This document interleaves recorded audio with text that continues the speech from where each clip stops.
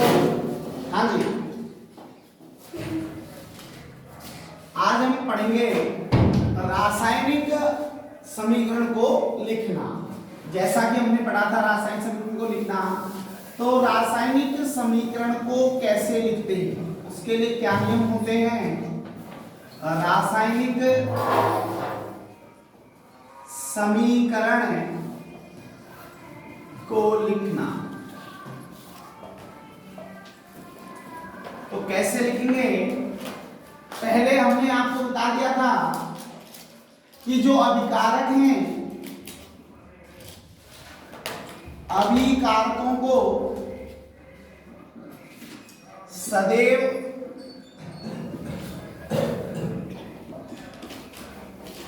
बाईं ओर लिखा जाता है, बाईं ओर लिखा जाता है, और दो या दो से अधिक है, दो या दो से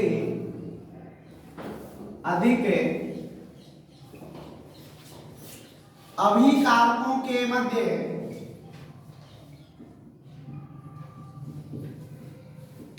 अभिकारकों के मध्य योग चिन्ह लगाकर प्रदर्शित किया जाता है।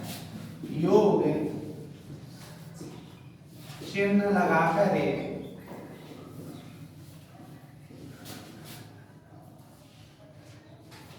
प्रदर्शित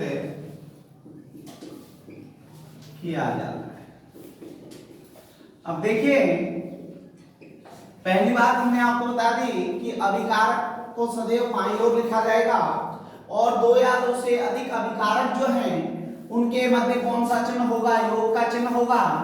जैसे कि हमने आपको उदाहरण बताया था, मैग्नीशियम प्लस ऑक्सीजन। देखिए, ये जो भाग है ये आपका लेफ्ट हैंड साइड का है। लेफ्ट हैंड साइड पर ही क्या लिखे जाएंगे, अभिकारक लिखे जाएंगे, अभिकारक लिखे जाएंगे।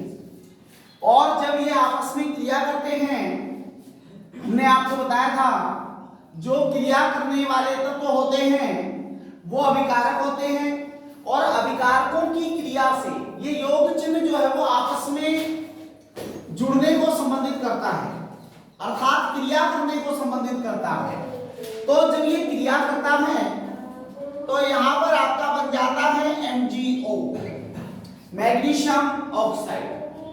और हम आपको कल हमने बताया था कि इसके संतुलन की जो विधि है उसमें हम जानते हैं कि हमारा जो Mg है उस पर प्लस के 2 हैं और ऑक्सीजन पर माइनस के 2 हैं, और दोनों देखिए समान संख्या है लेकिन आवेश विपरीत हैं। समान संख्या हो, आवेश विपरीत हो, तो हम उसको ज्यों का त्यों लिख देते हैं MgO। अब हमने देखा यहाँ पर 2 है तो हमने यहाँ पर 2 का गुणा कर दिया, तो इसका मतलब हुआ कि Mg से भी गुणा, ऑक्सीजन से भी गुणा, तो इसका मतलब हुआ यहाँ पर कितना लगा देंगे 2Mg। अब देखिए संतुलित कीजिए, और आप यहाँ देख रहे होंगे कि जो आपका दाईं ओर है राइट हैंड साइड पर RHS, और राइट हैंड साइड पर आपका उत्पाद यानी आपका प्रोडक्ट बनकर आया है, प्रोडक्ट बनकर आया है। अब देखिए आपका राइट हैंड साइड पर उत्पाद लिखा गया है और लेफ्ट हैंड साइड पर अभिकारक। इसलिए हमारा जो दूसरा नियम होगा वो ये होगा कि जो उत्पाद हैं, जो उत्पाद हैं, उत्पादों को सदैव बाईं ओर दाईं ओर लिखा जाता है, दाईं ओर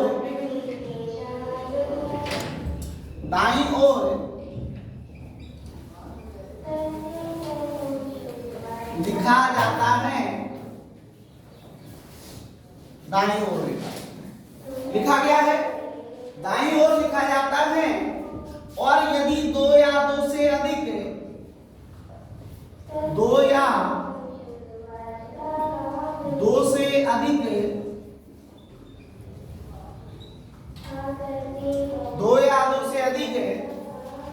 उत्पाद प्राप्त हो,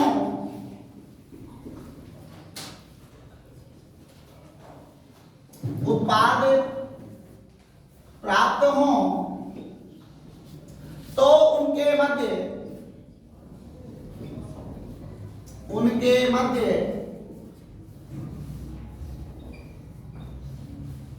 योग चिन्ह लगाकर प्रदर्शित करते हैं। योग चिन्ह लगाकर प्रदर्शित करते हैं।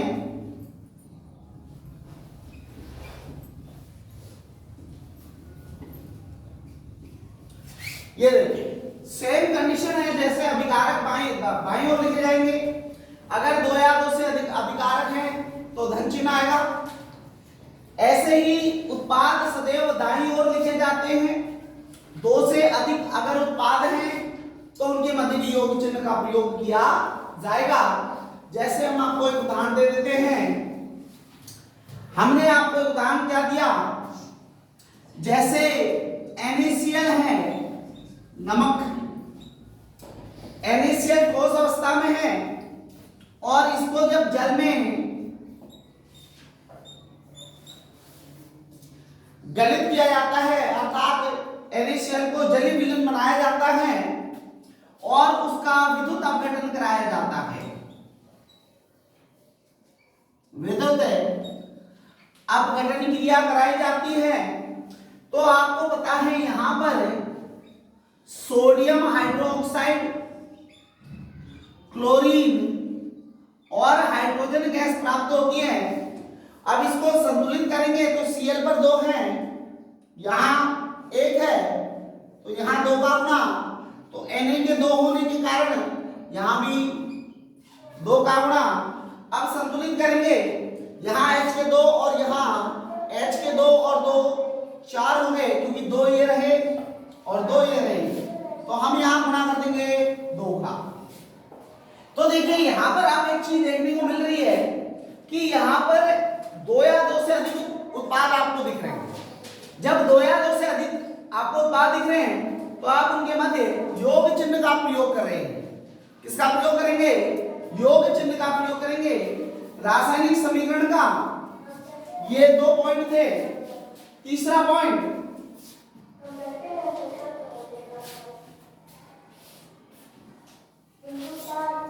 तीसरे पॉइंट में हम यहां पर देखेंगे थर्ड पॉइंट। थर्ड पॉइंट में ये बात सदैव ध्यान रखना कि अभिकारकों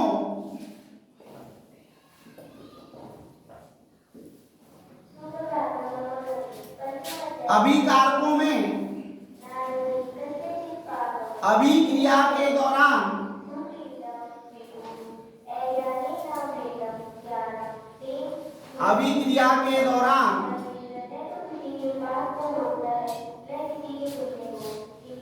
परिवर्तन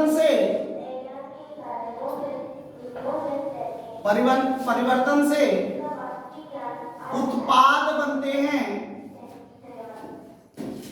उत्पाद बनते हैं। देखिए उत्पाद के बनने की जो अभिकारक से अभिक्रिया के दौरान परिवर्तन से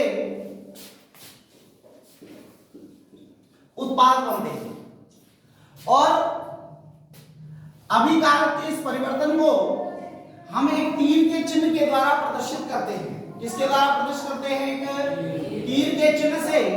तो हम कह सकते हैं अभिकारकों से अभिक्रिया के दौरान परिवर्तन से उत्पाद बनते हैं। अभिक्रिया में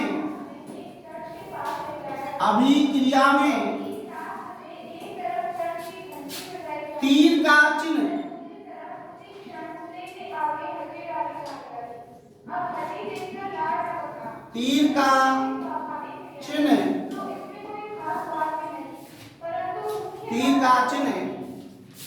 इस परिवर्तन को प्रदर्शित करता है। इस परिवर्तन को दर्शाता है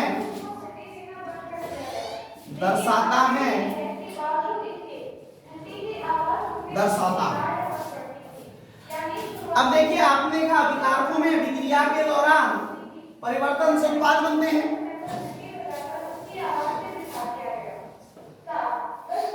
देखिए अभिकारकों में जब अभिक्रिया होती है उसके दौरान परिवर्तन से उत्पाद बनेंगे और अभिक्रिया में तीर का चिन्ह इस परिवर्तन को दर्शाता है। देखिए आपको मैं बता देता हूं, अपने पास दो प्रकार के परिवर्तन होते हैं। एक इस प्रकार के तीर का चिन्ह लगाकर प्रदर्शित करते हैं और एक में इस प्रकार का तीर का चिन्ह लगाकर प्रदर्शित करते हैं। अब देखिए आपने एक चीज देखी होगी कि इन दोनों तीर चिन्हों का क्या मतलब होता है। अभिक्रिया दोनों में हो रही है, अभिक्रिया दोनों में हो रही है, लेकिन इस दोनों तीर के चिन्हों का क्या मतलब है। तो देखिए इसका मतलब यह है कि यह रासायनिक परिवर्तन को प्रदर्शित करता है। अगर इस प्रकार का तीर का चिन्ह कभी आए तो वह रासायनिक परिवर्तन को प्रदर्शित करेगा, अर्थात आप जानते हैं ये परिवर्तन सदा स्थायी होते हैं। इनमें जो भी उत्पाद बनेंगे वो एक दिशीय होंगे। कैसे होंगे? एक दिशीय, क्योंकि एक दिशा में चलता है। देखिए आपको तीर का निशान दिखाई दे रहा है, कैसी दिशा में चल रहा है? एक दिशा में। यानी कि कहने का मतलब है जो इसका मुख है, तीर का जो मुख है वह सदैव उत्पादों की ओर रहता है। कहां की ओर रहता है? उत्पादों की ओर रहता है। अर्थात हम कह सकते हैं जो तीर का मुख है या सिरा भाग है ना, वो उत्पादों की ओर रहता है और जो पश्च भाग होता है वह अभिकारक की ओर रहता है। कहां की ओर रहता है? अभिकारक की ओर रहता है।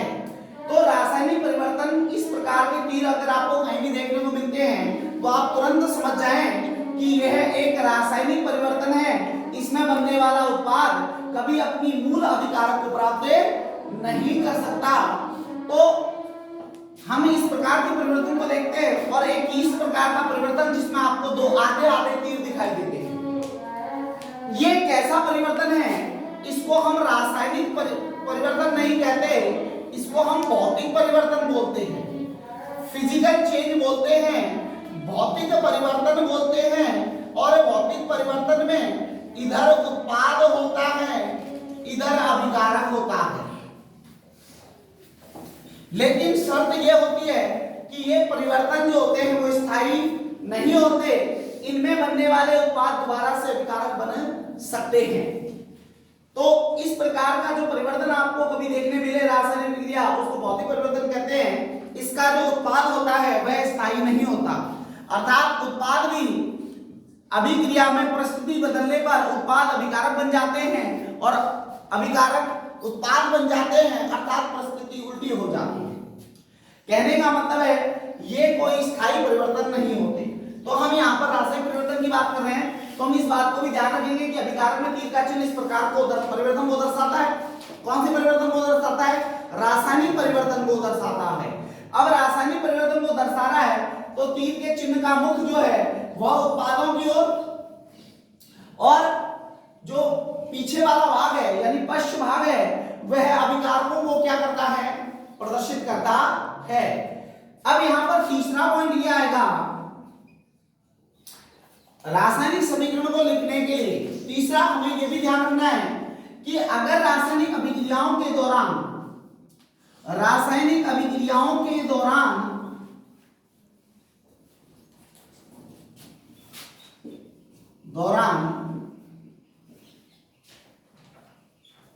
उत्सर्जित गैसों को उत्सर्जित व निष्कासित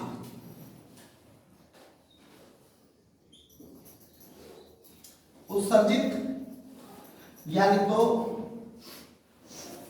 उत्सर्जित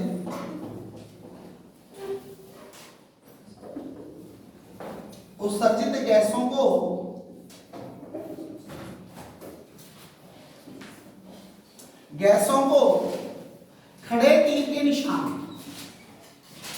इस प्रकार से। देखिए अगर रासायनिक विक्रिया के दौरान कोई गैसें उत्सर्जित होती हैं, कोई गैसें उत्सर्जित हो रही हैं तो उनके लिए हम खड़े तीर के निशान का उपयोग करेंगे। एवं अवक्षेप को, जो अवक्षेप होते हैं उनको, अवक्षेपों को देखिए डाउन तीर के निशान यानी नीचे की ओर, नीचे की ओर जो तीर के निशान होते हैं चिन्ह से प्रदर्शित करते हैं, चिन्ह से क्या करते हैं, प्रदर्शित करते हैं,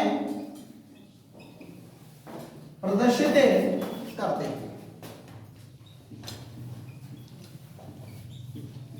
अब देखिएगा यहां पर रासायनिक विक्रिया के दौरान उत्सर्जित गैसों को आप खड़े तीर के निशान से एवं अवक्षेपों को नीचे की ओर तीर के निशान से या चिन्ह से प्रदर्शित कर सकते हैं। तो ये हमारे रासायनिक समीकरण को लिखने का एक क्या होता है, तरीका होता है कि इन बातों को हमें रासायनिक समीकरण लिखते समय ध्यान में रखना पड़ता है। ये चार बातें हमें ध्यान में रखनी है, बातें अन्य भी हैं लेकिन ये चार प्रमुख रूप से हैं। ये चार कैसी हैं, प्रमुख रूप से हैं। तो इन चार बातों को आप लिख सकते हैं। रासायनिक अभिक्रिया को लिखते समय आप इन बातों का ध्यान रखेंगे। अब आगे चलते हैं, जो हमारा अगला टॉपिक है वह है रासायनिक समीकरण को संतुलित करना। अब सबसे पहली बात आती है कि रासायनिक समीकरण को संतुलन करने के लिए किस नियम का उपयोग किया जाता है ना। अब देखिए रासायनिक समीकरण को संतुलित करना,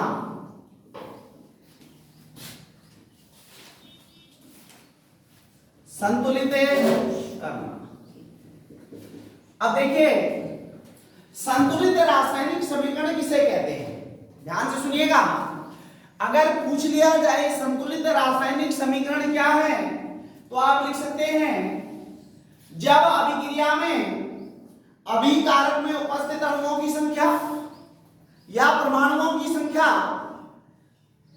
उत्पाद में उपस्थित परमाणु या अणुओं की संख्या के समान हो तो उसे हम क्या कह देते हैं, संतुलित रासायनिक समीकरण कह देते हैं। क्या कह देते हैं, संतुलित रासायनिक समीकरण कह देते हैं। कब कहते हैं, रासायनिक समीकरण में।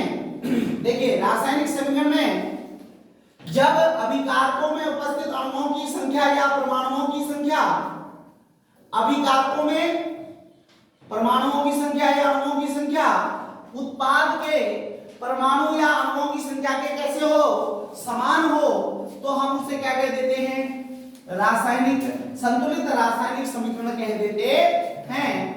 अब बात आती है कि सर संतुलित रासायनिक समीकरण में तो हमें पता लग गया कि अभिकारक और उत्पाद दोनों में अणुओं की संख्या या परमाणुओं की संख्या कैसी होगी, समान होगी।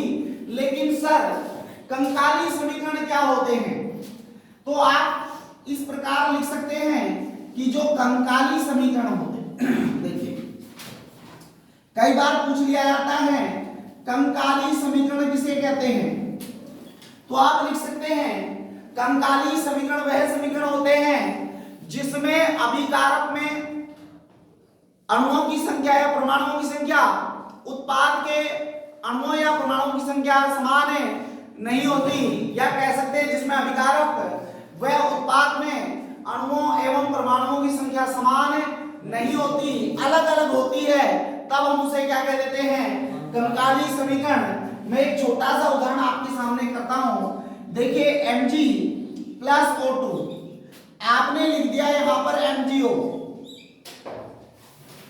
आपने यहां MgO लिख दिया, तो यह संतुलित नहीं है, यह संतुलित नहीं है, क्योंकि आप देख रहे हैं यहां पर Mg का एक, यहां भी Mg का एक, और यहां O2 के दो, लेकिन यहां ऑक्सीजन का कितना है साहब, एक। ऑक्सीजन का कितना है यहां पर, एक है। तो इसका मतलब हुआ कि यहां दो और यहां एक, ये संतुलित नहीं है, क्योंकि अभिकारक में ऑक्सीजन की संख्या ज्यादा है, उत्पाद में ऑक्सीजन की संख्या कम है, तो दोनों के अणुओं की संख्या समान नहीं है।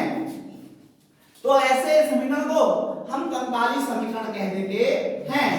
अब आप कहोगे सर रासायनिक समीकरण को संतुलित करने के लिए किस नियम का पालन करना पड़ता है? तो रासायनिक समीकरण को संतुलित करने के लिए द्रव्यमान संरक्षण नियम का पालन करना पड़ता है।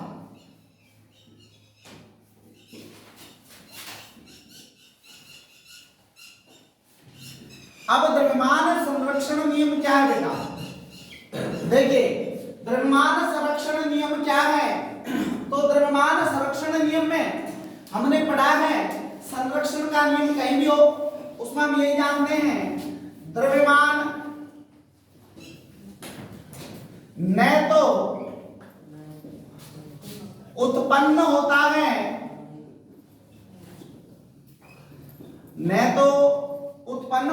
द्रव्यमान न तो उत्पन्न होता है और ना ही नष्ट होता है अपितु यह एक रूप से दूसरे रूप में परिवर्तित हो जाता है। अपितु यह एक रूप से दूसरे रूप में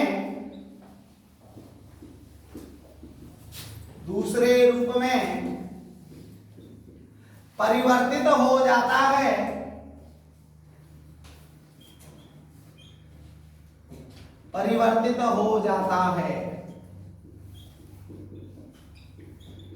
अब देखिएगा इस बात को हम कैसे समझे। देखो द्रव्यमान संरक्षण का नियम जितनी भी रासायनिक अभिक्रियाएं होती हैं सभी पर लागू होता है, क्योंकि जितनी भी हम रासायनिक अभिक्रिया पढ़ते हैं वह सभी संतुलित रासायनिक समीकरण होते हैं। कैसे होते हैं? सभी संतुलित रासायनिक समीकरण होते हैं। इसलिए हमें यह ध्यान रखना है कि द्रव्यमान संरक्षण नियम सभी रासायनिक अभिक्रियाओं पर लागू होता है। जैसे उदाहरण के लिए हम एक उदाहरण ले लेते हैं। आपने कहा CaCO3 इसको बोलते हैं कैल्शियम कार्बोनेट।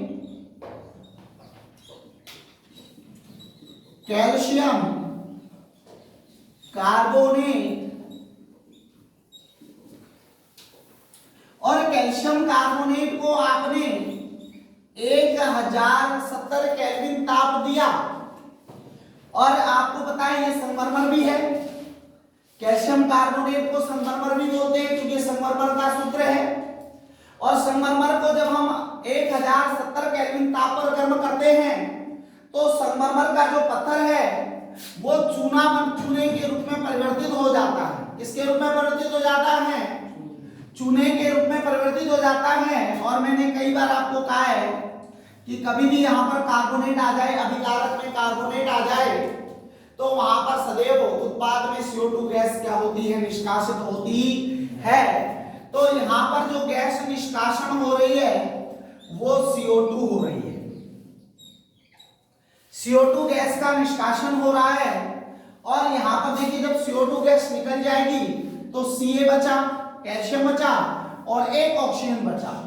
अर्थात हमें बिना बुझा हुआ चूना प्राप्त हुआ। इसको बिना बुझा हुआ चूना भी बोलते हैं। बिना बुझा हुआ चूना अर्थात इसका रासायनिक नाम कैल्शियम ऑक्साइड है। कैल्शियम ऑक्साइड इसका रासायनिक नाम है। कैल्शियम ऑक्साइड इसका रासायनिक नाम है। अब देखिएगा हम यहाँ द्रव्यमान संरक्षण नियम का पालन करने जा रहे हैं तो आपको सभी को पता है, मैं यहाँ पर लिख देता हूं। देखिए कैल्शियम जो होता है उसका द्रव्यमान होता है 40 ग्राम। कितने ग्राम होता है? 40। कार्बन का होता है 12 ग्राम और ऑक्सीजन का होता है 16। हमें इनके मान पता लग गए। हमें बस क्या करना है, सबसे पहले तत्वों को अलग अलग लिखना है। कैल्शियम, कार्बन, अब यहां ऑक्सीजन के कितने 3 से गुणा हो रहा है तो 3 गुणा ऑक्सीजन। ऐसे ही 3 का निशान लगाना है, calcium plus oxygen plus carbon 2 गुणा ऑक्सीजन कर सकते हैं। आपको बस तत्वों को अलग अलग लिखना है, तत्वों को पहचान कर अलग लिखना है और बस उनमें कितने की गुणा हो रही है, कितने तत्व उपस्थित है वो लिखना है।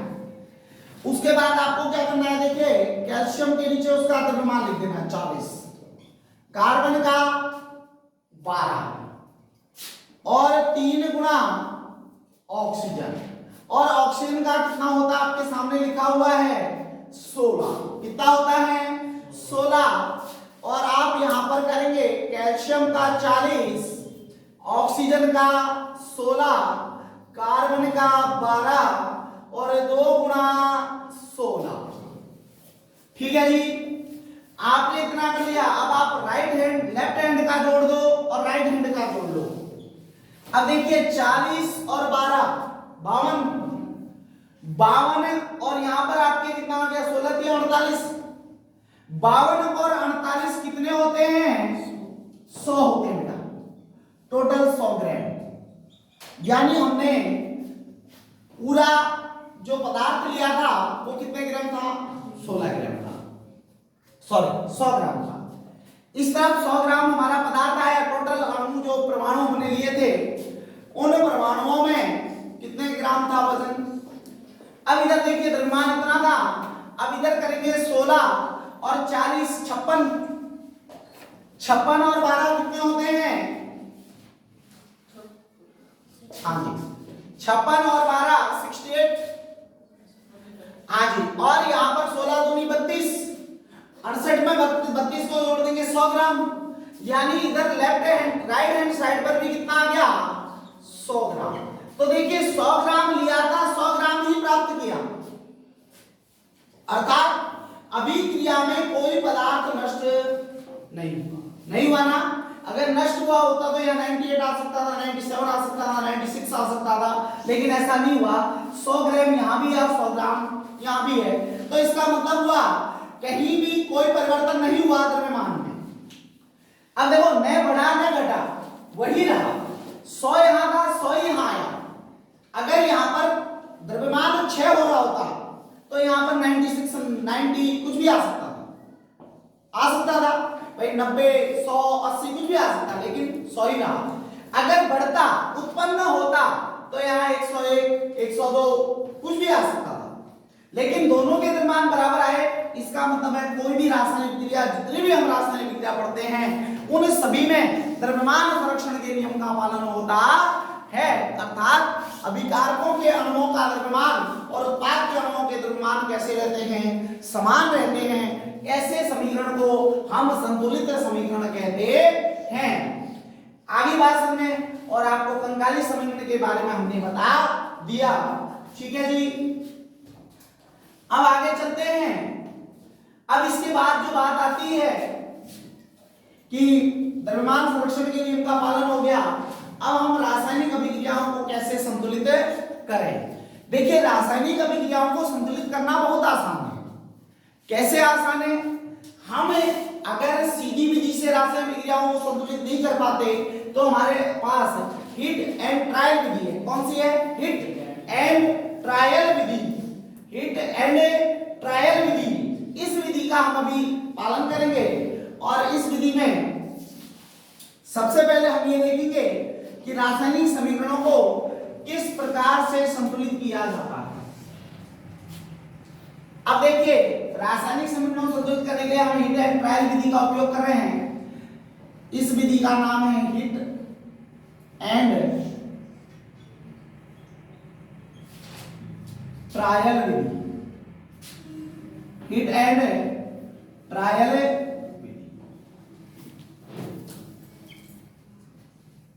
अब हिट एंड ट्रायल विधि में हम क्या करेंगे, सबसे पहले हमें कोई भी एक अभिक्रिया लेंगे। कोई भी हमें रासायनिक अभिक्रिया दे दी, मान के चलो हमने एक रासायनिक अभिक्रिया कोई भी अपने मन से ले ली। जैसे हमने यहां ले लिया BaCl2 प्लस Al2SO4 की की होल थ्राइस, और हमने यहां पर बना दिया AlCl3 प्लस में हमने बना दिया BaSO4। अब देखिए आपके सामने जो रासायनिक समीकरण है वह कंकाली रासायनिक समीकरण है। यह एक कंकाली समीकरण है। कैसा है? कंकाली समीकरण है। क्यों है? क्योंकि यहां अभिकारक और उत्पाद दोनों में अणुओं की संख्या समान है नहीं है, तो इसलिए कंकाली समीकरण है और कंकाली समीकरण को हमें संतुलित करना होता है। अब संतुलन का प्रथम चरण क्या है? देखिए प्रथम चरण है चरण नंबर 1। चरण नंबर 1 में हम क्या करेंगे? चरण नंबर 1 में हम इन सभी जितने हमारे पास रासायनिक अभिक्रिया है, ये रासायनिक अभिक्रिया में जितने हमारे पास अभिकारक हैं या उत्पाद हैं, इनको हम एक बॉक्स में रखेंगे, लेकिन इनमें कोई परिवर्तन नहीं करेंगे। बॉक्स में रखना है सबसे पहले इनको BaCl2 प्लस Al2SO4 की होल थ्राइस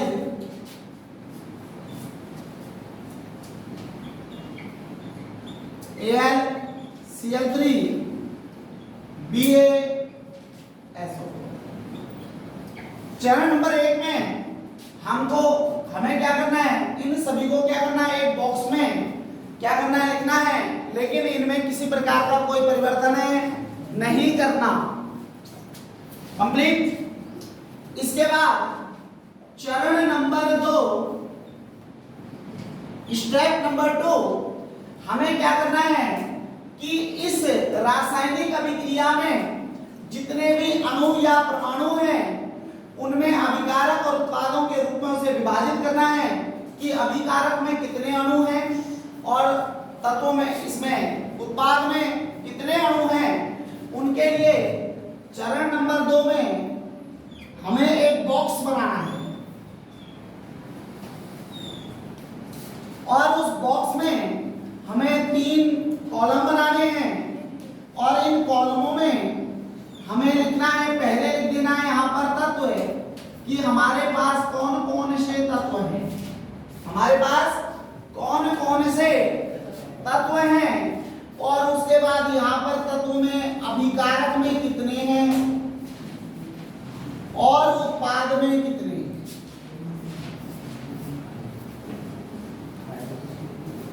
देखिए तो हम देखेंगे यहां पर हमारे पास Ba है, यहां हमारे पास Cl है, यहां हमारे पास Al है, यहां हमारे पास S है और हमारे पास O है। यही 5 तत्व हैं हमारे पास। इन 5 तत्वों को हम लिख देंगे, हमारे पास बेरियम है, क्लोरीन है, एल्यूमिनियम है, सल्फर है और ऑक्सीजन है। अब हम ये देखेंगे कि अभिकारक में Ba की संख्या कितनी है। हमने देखा 1 है तो हमने यहाँ 1 लिख दिया। उसके बाद हमने देखा क्लोरीन की कितनी है 2, 2 से गुणा हो रही है, नीचे वाली संख्या का गुणा होता है, तो 2 है तो हम यहाँ पर 2 लिख देंगे। एल्यूमिनियम में देखेंगे कितनी है 2 है, देखो 2 का गुणा हो रहा है तो यानी कि 2 हो गया। हमने देखा सल्फर कितना है, नीचे कितने का गुणा हो रहा है 3 का, तो सल्फर यहाँ 3 का है तो हम यहाँ 3 लिखेंगे। उसके बाद हम देखेंगे ऑक्सीजन कितना है, देखो ऑक्सीजन पर ऑलरेडी पहले से 4 है, जो 4 किया 12, तो हम कितने लिखेंगे 12। बात समझ आ गई। इसके बाद उत्पाद है, उत्पाद में Al में हमारा कितना है 1, Ba से स्टार्ट कर लो, Ba में भी 1 है, Cl में 3 है, Al का 1 है, अच्छा जी, S का देखो S का भी 1 है और ऑक्सीजन के 4 हैं।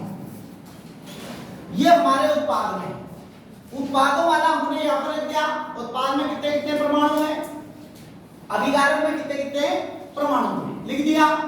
अब इसके बाद हम इनको संतुलित करेंगे चरण नंबर 3।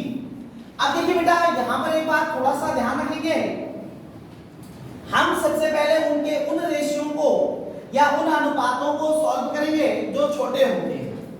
सदैव छोटे अनुपातों को पहले क्या करेंगे, हम लेंगे। जैसे यहाँ 1:1 है, इसको तो हम नहीं कर सकते क्योंकि दोनों में समान है अणुओं की संख्या। यहाँ पर 2:3 है, यहाँ पर 2:1 है, तो 2:1 छोटा है ना, तो हम 2:1 को लेकर चलेंगे। किसको लेकर चलेंगे, 2:1 को लेकर, क्योंकि ये आराम से हमारे को पता है एक छोटा लघु पूर्णांक अनुपात है, तो इसलिए हम इनको लेके चलते हैं। तो सबसे पहले हम किसको संतुलित करेंगे, हम लिखेंगे एल्यूमिनियम को चरण नंबर 3 में, चरण नंबर 3 में एल्यूमिनियम को रासायनिक अभिक्रिया में संतुलित करना। एल्यूमिनियम को या ऐसे कर दो, रासायनिक अभिक्रिया में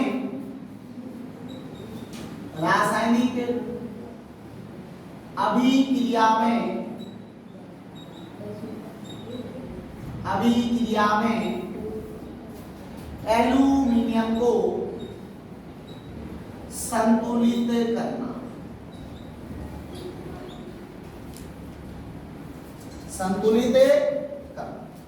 ठीक है जी, कर सकते हैं इतना। अब आपने इतना संतुलित कर लिया, अब देखो हम संतुलन करेंगे। तो सबसे पहले हम एल्यूमिनियम वाले को यहां पर एक ग्राफ बनाएंगे संतुलन के लिए।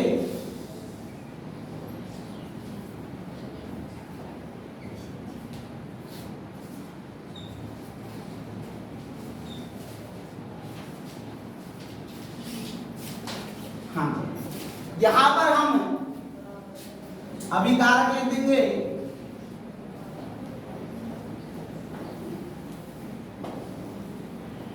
और यहां हम उत्पाद लिखेंगे। आप इसके लिए अलग से इस प्रकार से भी कर सकते हैं। यहां हम फर्स्ट पॉइंट पर लिख देंगे प्रारंभ में, और यहां लिख दीजिए संतुलित करने पर।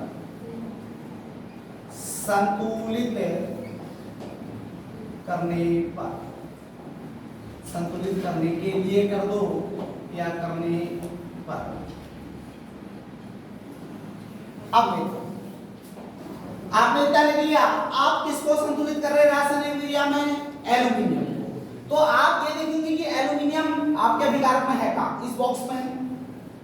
एल्यूमिनियम का है आपके इस बॉक्स में है या नहीं है, तो आप इस बॉक्स को उठाकर यहां लिख दें अभिकारक AlSO4 की होल और यहां उत्पाद में लेके एयर का है यहां, तो उत्पाद वाले कॉलम में लिख दीजिएगा। लिख लेंगे क्या, अरे यस या नो। अच्छा बताओ बेटा, प्रारंभ में Al कितना है, Al कितना है और यहाँ Al कितना है बेटा, बराबर करना है। तो बराबर करेंगे तो बताओ यहाँ 2 और यहाँ 1, 1 में कितने का गुणा कर दिया जाए कि 2 हो जाए, 2 का। तो हम यहाँ पर कितना गुणा कर देंगे, 2। तो इसका मतलब अब बराबर हो गया ना, यहाँ भी 2 और यहाँ भी 2। तो हम नीचे लिख देंगे, पूरे समीकरण को लिखेंगे BaCl2 प्लस Al2SO4 की होल थ्राइस, और यहां पर लिख देंगे 2। जो हम गुणा करते हैं वो कहां आता है, ऊपर इस जगह। यहां पर आगे गुणा होती है तो AlCl3 प्लस BaSO4, इसको हम कहते हैं आंशिक संतुलित रासायनिक समीकरण। आंशिक संतुलित रासायनिक समीकरण है, रासायनिक समीकरण, संतुलित समीकरण, आंशिक संतुलित समीकरण, क्योंकि ये पूरी तरह से संतुलित नहीं है। अब जब हमने यहां देखा कि हमारे Al संतुलित हो गया, और देखिए Al को संतुलित करने के बाद हम किसको संतुलित करेंगे, Cl को।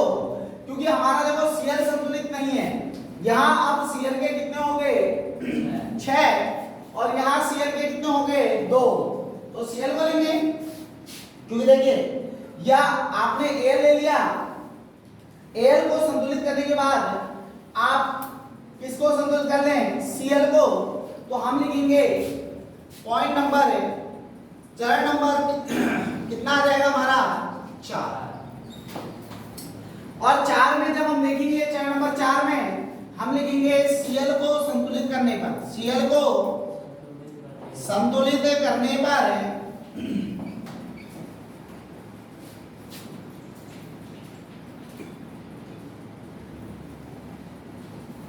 सेम चार्ट बनेगा। जब सेम चार्ट बनाओगे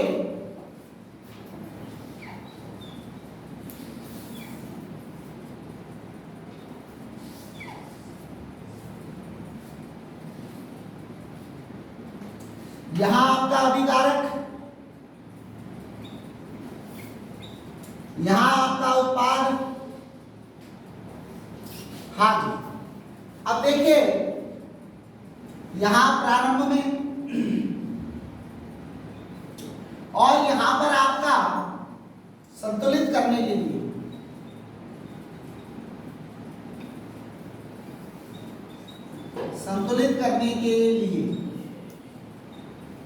तो आप देखेंगे प्रारंभ में आपका पहले हमने Cl लिया, तो Cl किस में है देखिए Cl इसमें है और यहाँ पर Cl इसमें है, तो दोनों डालेंगे जो जिस में Cl है, जिस बॉक्स में Cl है उन्हीं बॉक्सों को लेंगे, अन्य बॉक्सों को नहीं लेंगे। देखिए यहाँ Cl नहीं है, इसमें भी Cl नहीं है तो हम Cl वाले बॉक्स लेंगे, तो हम यहाँ लिखेंगे BaCl2 और यहाँ पर लिख देंगे जो हमारा ये वाला है। अब इसको नहीं लेंगे क्योंकि ये यहाँ पर संतुलित हो चुका है, आंशिक संतुलित हो चुका है, तो ये लेंगे जो हमारा अभिक्रिया के दौरान बना है 2AlCl। अब हमने यहाँ देखा Cl के कितने हैं 6, यहाँ कितने हैं 2, संतुलित करेंगे तो 2 में कितने का गुणा करें 3 का, हाँ जी, कितने का गुणा करेंगे 2 में 3 का, तो 3 दूनी 6, यहाँ भी 6, दोबारा से हम वही लिख देंगे, तो हम यहाँ जब 3 का गुणा करेंगे तो क्या आएगा 3BaCl, क्योंकि 2 ऑलरेडी था पहले, हमने 3 की क्या करें मल्टीपल, तो 3 आगे आएगा और यहाँ पर आ जाएगा Al2SO4 की whole thrice 2AlCl3 plus BaSO4। आपका ये कौन सा हो गया आंशिक संतुलित समीकरण हो गया। अब हमने यही देख लिया कि सब हमारे यहाँ पर Ba के 3 है और यहाँ Ba का कितना है 1 है, तो हम अब Ba को संतुलित करेंगे। किसको संतुलित करेंगे Ba को, बेरियम को संतुलित करेंगे। तो बेरियम को संतुलित करेंगे तो यहीं पर कर देते हैं, ऊपर कर देते हैं आपके Ba को संतुलित। अब देखिए जब Ba को संतुलित करोगे, जब Ba को संतुलित करेंगे तो यहाँ पर Ba वाला ही लेंगे। अब Ba वाला यहाँ कितना है, यहाँ देखेंगे उसको नीचे, Ba का कितना है 3BaCl2 और यहाँ पर Ba का लिख लेंगे BaSO4, यहाँ Ba का 1, यहाँ Ba का 3, तो कितने का गुणा करें 3 का करेंगे। जब 3 का गुणा कर देंगे तो पूरे समीकरण को लिखेंगे 3BaCl2 प्लस Al2SO4 की होल राइज और यहाँ पर आ जाएगा 2AlCl3 प्लस 3BaSO4। अब देखिए पूरी राशि में विक्रिया संतुलित हो गई है, पूरी राशि में विक्रिया संतुलित हो जाएगी, तो हम इसे लास्ट में लिख देंगे यहाँ संतुलित रासायनिक। अब आंशिक नहीं लिखेंगे क्योंकि अब पूरी संतुलित हो चुकी है, तो इसलिए हम इसे लिखेंगे संतुलित रासायनिक समीकरण। संतुलित रासायनिक समीकरण कितनी बात समझ में आ गई होगी, क्योंकि अब ये पूरी तरह से संतुलित हो चुकी है। बात समझ में आ गई हो नहीं आई। अब देखिए जब पूरी तरह से संतुलित हो गई अब इसका चरण नंबर, हम कहां तक पहुंच गए थे? चरण नंबर 5, 6 तक हो गया था शायद। ये चरण नंबर 5। अब चरण नंबर 6। चरण नंबर 6 में हम इनकी क्या लिखेंगे? भौतिक अवस्था। क्या लिखेंगे? भौतिक अवस्था। क्या लिखेंगे? इनकी भौतिक अवस्था। अब भौतिक अवस्था कैसे लिखेंगे? देखिए, चरण नंबर 6 में हम इनकी भौतिक अवस्था लिखेंगे और भौतिक अवस्था में हम सेम का सेम पहले डिटो इनको वैसे का वैसा ही लिख देंगे, 3BaCl2। ठीक है जी। और ये 3BaCl2 और यहाँ पर Al2SO4 का whole tried 2HCl plus 3BaSO4। अब यहाँ ध्यान दीजिएगा, भौतिक अवस्था लिखने के लिए, हालांकि ये सब आपको मैंने आपको बताया था एक बॉक्स में लिखने हैं, किसमें लिखने हैं? बॉक्स में। और मैंने कल ही आपको बताया था कि जो यौगिक होते हैं वो कभी भी ठोस अवस्था में क्रिया नहीं करते। कौन सी अवस्था में क्रिया करते हैं? गलित अवस्था में। कैसी अवस्था में? गलित अवस्था में या जलीय विलयन में। और आपको पता है भौतिक अवस्थाएं जो आपको आपने पढ़ी है, ठोस, द्रव, गैस और एक अवस्था जो आपके लिक्विड में ही शामिल है, जिसको हम एक्वा बोलते हैं, यानी जलीय विलयन, है ना? एक्वस सॉल्यूशन, इसका वैसा पूरा नेम जो है वो एक्वस सॉल्यूशन है, यानी जलीय विलयन है। कैसा विलयन है? जलीय विलयन। और आप सभी को पता है कि जो भी हमारे यौगिक होते हैं ठोस अवस्था में क्रिया नहीं करते, जलीय विलयन अवस्था में क्रिया करते हैं, तो हम इनमें एक्वस लगा देंगे। क्या लगा देंगे? एक्वस। यस या नो? और जब एक्वा लगा देंगे तो आपको पता है BaSO4 एक ठोस है, क्योंकि ये अवक्षेप का निर्माण करता है। किसका निर्माण करता है? अवक्षेप का। ये एक श्वेत रंग के अवक्षेप का निर्माण करता है। इसके अवक्षेप का रंग कैसा होता है? श्वेत होता है। कैसा होता है जी? श्वेत होता है। तो हमारे सामने हमें रासायनिक विक्रिया संतुलित करना आ गया। आप हीट एंड ट्रायल विधि द्वारा इनको संतुलित कर सकते हैं। इनको क्या कर सकते हैं? संतुलित कर सकते हैं। ठीक है जी।